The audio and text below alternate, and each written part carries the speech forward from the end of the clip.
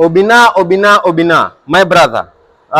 Naona kijana wako Alfayo amejitoa, na wewe sasa unataka Munaswar atoke Mombasa aje Nairobi kwa hiyo fight yako. So my brother Obina, I respect you so much, sawa, lakini we cannot allow that happen.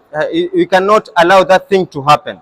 Kwa nini? Kwa sababu Munaswar he's from Mombasa, na Mombasa kuna fight tayari, na hii fight it's bigger. This fight it's bigger than in Nairobi. This fight it's bigger than Majembe. This fight is bigger than Mbavu Destroyer.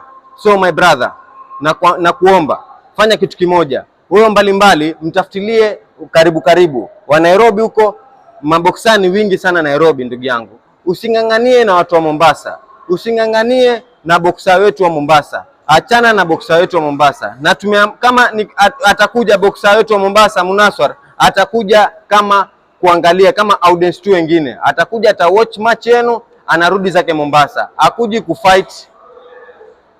Thank you so much.